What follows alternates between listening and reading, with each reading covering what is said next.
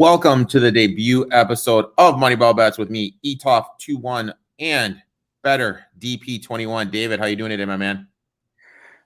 Doing okay. Catching my breath from last night. Okay, buddy. I remember the first time I had alcohol too when I was 13, but not all of us are cool anymore. So this is the debut episode. Basically, what it's going to do is David and I, we're going to be going live either Saturday or Sunday, just kind of depending on how our lives are phasing out at that current time. And we'll be telling you what bets to lock in. Some days we'll have a couple, some days we'll have a lot. I know for me today, I have two. David has three bets. One of them is a little bit interesting. If you have if you could explain it to people when you give it to them, and if anyone watching has any questions, feel free to let us know. David, I'm going to let you kick it off since you have more than I do. What is your first bet? First game that I'm looking at across the board today is actually Minnesota and Cleveland. I am taking Minnesota on the money line at -110. I really like where, a lot of these lines all the time are based on public perception of starting pitching, right? But as you actually dig into the matchup and look at this, Sonny Gray is in a really great spot, great form. ERA both these starting pitchers are great, in great form right now. Where I differentiate is actually based on their average runs as well as their available bullpen. The available bullpen for Minnesota is sporting a ERA, of about 3.5 right now. Cleveland is also in the threes, but the differentiator in this game is coming down to run support, and Minnesota in their last 3 games or so is averaging 4 runs a game. Cleveland, on the other hand, is only averaging a run a game. You can't bet on teams that can't score runs. So, from that angle, I am going with the Minnesota Twins money line -110. Like it a lot. My first bet, I'm going to a player prop. Player props were a little bit tough. I was looking. There's this guy from the Cubs, and of course, I'm spacing on his name. He has like 17 strikeouts in this week. I was going to look for him for a strikeout prop, but those weren't posted yet. I am going to Domenico Herman over 5.5 strikeouts. This is at even money. This season, he's gone over this total 5 of 6 games. The only game he did not go over this total was his second start of the season against the Cleveland Guardians. I almost said the Cleveland Indians. It's still really hard for me not to make sure I F that up. And when you just kind of look at the Rays for the season, I know they started out great. They have 226 strikeouts against right-handed pitchers. That's the 6th most in all of MLB. They're striking out at over a 25% clip against right-handed pitchers. I have a lot of people ask me what's one thing I look at. I always look for a team like 25 is like my bare minimum. If a team is striking out at a 25% clip or higher against a right or left-hander, that's what I'll kind of go after. So I'm going Yerman over 5.5 Ks at plus money. I like that. David, what is your second bet, my friend?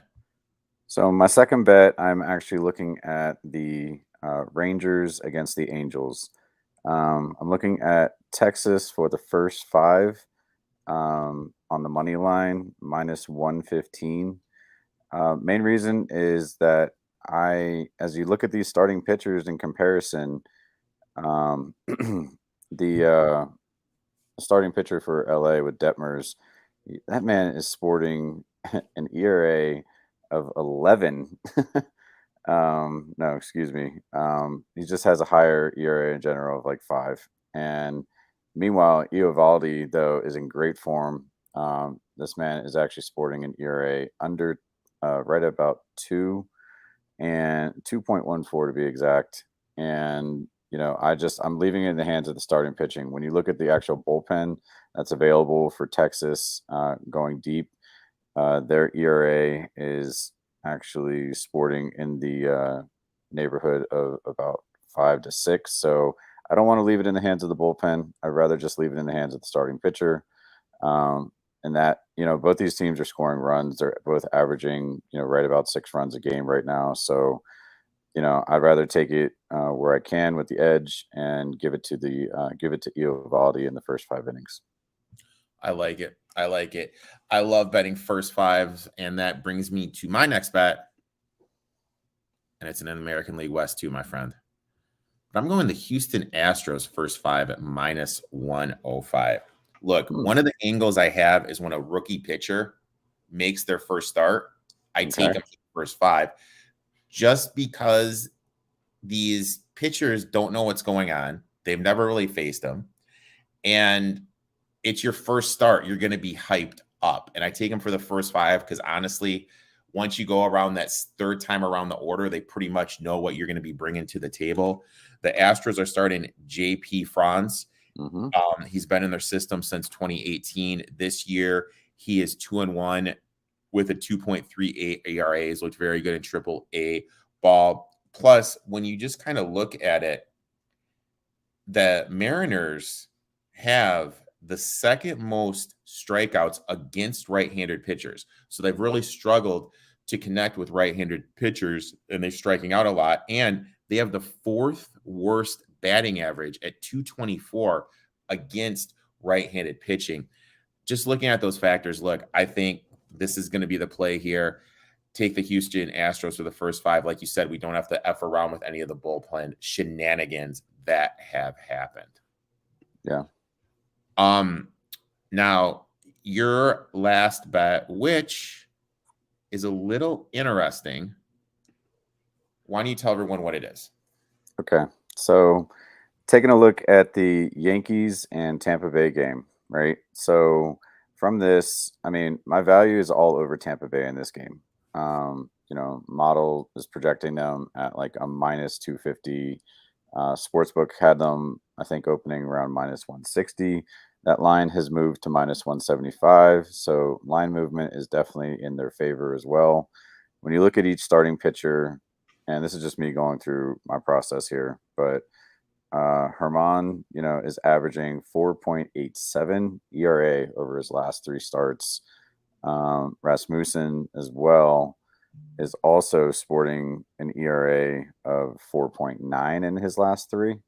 So this is really coming down to like the full game, just in general, of seeing value. And each of these bullpens are in pretty decent form, though. They're both averaging like an ERA of about 3.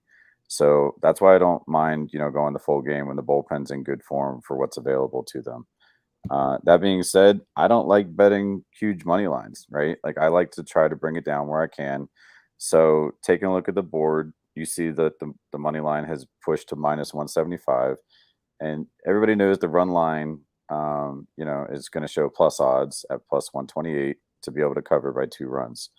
So from that angle, when you split, you like $100 bettor splits their bet across both the money line and the run line from an angle of 64-36, respectively, 64 on the money line, 36 on the run line at those odds, then you're actually giving yourself a chance to win 82 from 100. So you actually bring your money line, you bring your overall odds down from minus 175 to minus 121.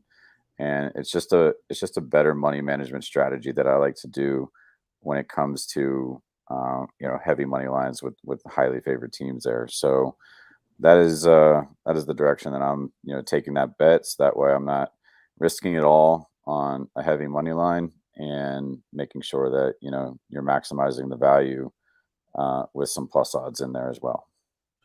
Now, what David and I are going to do is I'm going to make a little spreadsheet. We're going to put it up on some lovely graphic art I'll design, even though I did not go to college for graphic art design.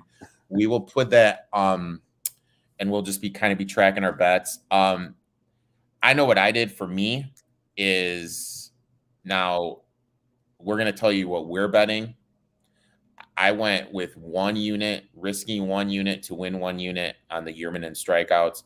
And I did risking 2.1 units to win 2 on Houston first 5. What did you do with your plays? So each of my bets is risking 1 unit across the board, right? So from that angle, based on those odds, you're risking 1 to win 0.9 on Minnesota, and then you're risking 1 on Texas money line to win 0.85, and then you're risking 1 to win 0.8 on the last one there. The way that that's split.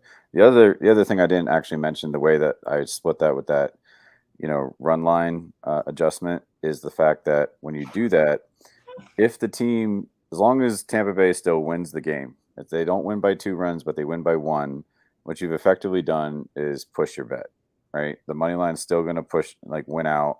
That $64 bet is going to yield 36, and then your $36 bet on the run line to win 46 would push, just because they only win by 1 run instead of 2. But that's how that goes in terms of just the safety net, if you will, of that. It's not a hedge. It's the way that I like to bring down a heavy money line. We have one question. What's up with the Cards this season? I mean, well, just kind of looking at it, when they're just not, when you're scoring 4.9 runs, you can't win scoring 4.9 runs and your ERA is 4.71. That's like a math problem right there. You can't win when there's that much discrepancy. I know Wainwright's coming back. This is Wainwright's first I was actually looking at first start. This first start, and they're that big of a favorite against the Tigers, and they've lost what are they, 1-9? They've lost 7 in a row. Yeah, I would be very careful. And I mean, I know Turnbull hasn't been that good starting the season, but dude, Wainwright ain't no spring chicken. I'd be very careful laying that big of a number, especially when he's coming off a groin injury, which is going to affect his push off into the mound for. So I looked at this game this morning too. I mean, what stuck out to me is exactly what you just said. Cardinals in their last 10, 1-9. Detroit 6-4. I mean, the only reason I stayed away from other games such as this one was because the other starting pitcher, like Turnbull, is sporting an average ERA of like 5. I mean, yeah, he's been it's like, how can you can't bet on that, even though on each side of the ball, though, right? Like you just mentioned, like Wainwright coming back in his first start, but minus 180 on them. I mean, there's value all over Detroit for that. It's just like, I don't feel comfortable handing out a bet on a starting pitcher that is in bad form. Yeah, he's been really rough. Really, really rough for my Tigers. I'm rocking the Red Wings version of the hat today. There you go. So everyone, thanks for tuning in. It's going to be about 15-20 minutes, give or take, kind of depending on how many plays we have.